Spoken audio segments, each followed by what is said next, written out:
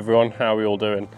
So today I wanted to do a video talking a little bit about what makes a good photo. I've watched a few other photographers talk about this topic, and as I feel like I'm kind of moving from being that sort of beginner photographer and becoming a bit more intentional with my photography, I wanted to talk about what does make a good photo.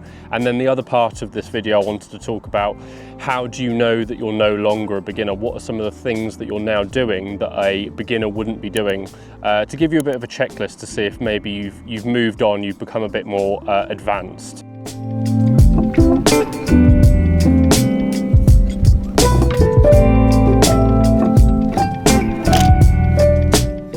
Good afternoon, everyone. Hopefully you can hear me all right. I've got my microphone today, so hopefully the audio isn't too bad. You join me on day 2. So yesterday didn't really go to plan.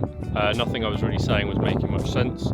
So we're trying again today to make a bit more sense of everything. So to get into the first part of this video, let's talk about how do you know if you've taken a good photo? What is the criteria involved to say that is a good photo, subjectively speaking, of course. And I think the first thing to think about is that if you're not enjoying the photography process, or that you're not enjoying the photo that you've taken to start with, that's the first indicator whether it's a good photo or not. Do you actually like it? You know what?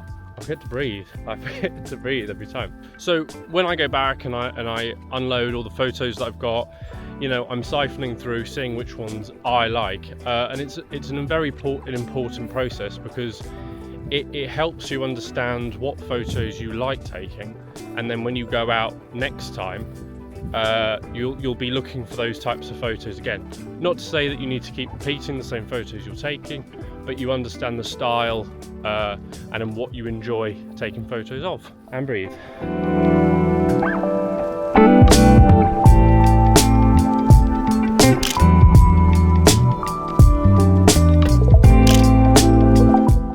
So the next thing to think about, it's echoey, that's exciting. So the next thing to think about is how to know if your photos are any good, I think, is what other people think. And what I mean by this is not what other photographers think, it's more about what do family and friends, colleagues, anyone that you interact with, maybe people on Instagram, you know, maybe a comment or a like that you get. I think photographers can be quite jealous of each other's work, so I wouldn't focus too much on getting people's criticisms and things like that. I think it's good to get criticisms, but I wouldn't be sort of hanging on to it too much. I'd be more worried about, you know, what do your families and friends think, because realistically, especially when you're just starting out and you're posting on Instagram, Facebook, they're the ones that are going to be seeing your work the most. And if they're liking, sharing it, things like that, it's nice to know that they're appreciative, they're supportive of your work.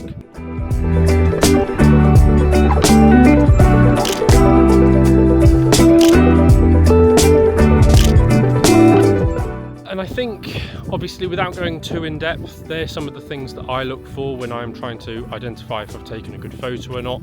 Obviously, your criteria might be completely different to mine, and again, that's the beauty of this.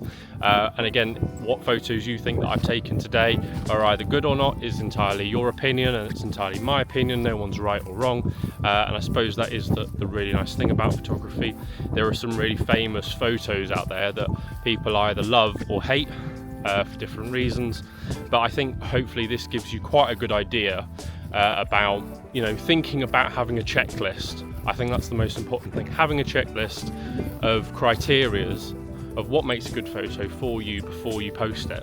So I might take 300 photos in a shoot, and I'll only post 10 of them because I only like 10 of them. So you need to have a process in which you can filter through them nice and quickly and figure out which ones are the best, basically.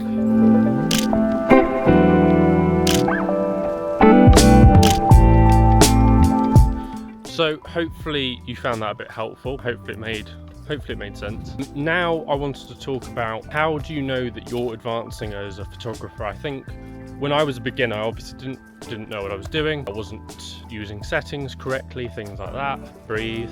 But obviously now I've been doing photography for quite a few years now. There are certain styles that I've got, certain things that I do, certain things that I don't do, that I think make me not a beginner. Certainly not a pro, but I'm certainly not a beginner. So I thought we could run through some of those telltale signs that you may no longer be a beginner, or if you are, this could be a checklist that you could be going through to become more advanced as you get more skillful with your photography. So I think one great way to know if you're becoming a bit more advanced is the fact that you've developed a style of photography. A certain, obviously with Fujifilm you have your recipes and things like that, but it doesn't matter what camera you use, you know, you'll have certain LUTs and things that you'll use, or just a certain color profile that you really like to use. So obviously consistent color patterns, themes, or compositional choices, all these types of things roll into consistency when it comes into your photography style. Obviously things like this only emerge over time, and it does just take a matter of months or years to develop this, but it's certainly one way of knowing that you're no longer a beginner once you sort of nail down these things.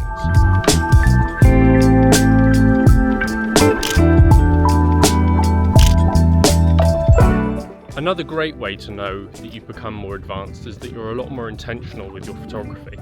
And what I mean by this is simply that when I used to, especially when I used to have my Sony camera, I'd shoot in burst mode and I would take thousands of photos. Well, like on a day like today, I've gone out for about a 3-hour walk. I'll maybe take 300 photos max, and that's because I'm a lot more intentional with my photography. Before, like I'm on a road here right now, I'd take loads of photos of it, but now when I look at the road, I understand that realistically when I get home, I'm not going to get the photo out of it that I'm thinking in my head. So I'm a lot more intentional. There's a windmill over there, looks interesting, and is certainly more the style that I would shoot. So I'm being intentional with what I'm shooting. I'm not just taking a photo of everything. So again, a great way to know that you become more advanced is if you are intentional with every shot you're taking. So if you've noticed that over the last 6 months you're shooting less, not that you're not taking your camera out as much, but if you're shooting less photos, that's a fantastic way to know that you are becoming more intentional and therefore more advanced.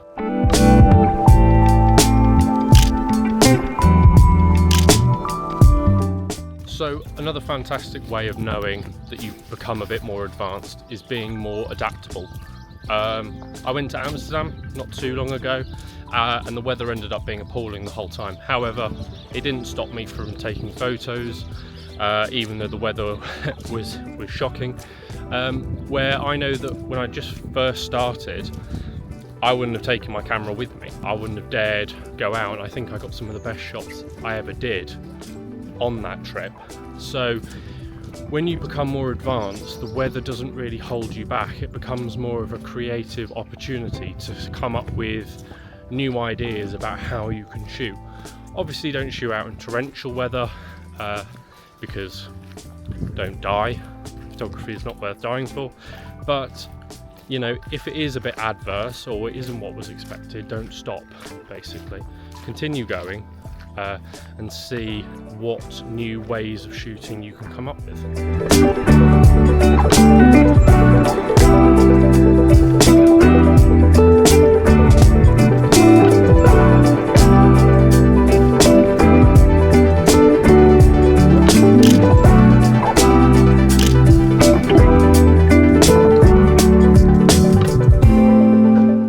So I think the last point that I want to cover in terms of how do you know that maybe you become a bit more advanced with your photography is to talk about confidence. I know for me, again, starting out, would have a zoom lens, would try not to get too up and close and personal with people, wouldn't take photos of buildings, cars, animals, things like that. So I missed out on a lot of great shots because of that. Now, because I'm more confident and I know what I'm doing, I don't have those same barriers, I think. Whilst obviously you need to always be respectful of other people's privacy, and obviously if people don't want their photo, they don't want their photo, that's fine, you can't do that. But I think I'm a lot more confident in terms of grabbing that photo if I can, which means I get a lot more photos that I'm happy with and that I want to share to the world. So I think that would be my final tip. Try and be more confident when you go out and shoot. If you think there's a photo that you're a bit worried to take, or maybe you'll get told off if you do take it. Take it. If you do get told off, you know, delete it or whatever it might be, but be brave, be more confident, go out and take those photos that you normally wouldn't, and you never know, you might get a photo that you're really happy with. So that is my last tip, my last checklist. Obviously, if you're doing all these things and more, fantastic. That's great to hear. And if obviously you are a beginner, it's certainly something to think about as you're sort of progressing in your photography journey. And that's it. The walk is over. It's all completed. I think I got all the photos I wanted. Obviously, if you watched the previous video, I don't really plan any shoots or things that I go to, so hopefully I got the photos I wanted. Obviously you'll have seen them in this video today, and hopefully the advice that I've given is useful. Obviously, if anyone's got any extra tips or any other thoughts on one, what makes a good photo, and two, how do you know if you've become a more advanced photographer, that would be obviously fantastic. So please do leave a comment in the description, and we'll see everyone in the next one. So have a nice week, have a nice weekend, everyone.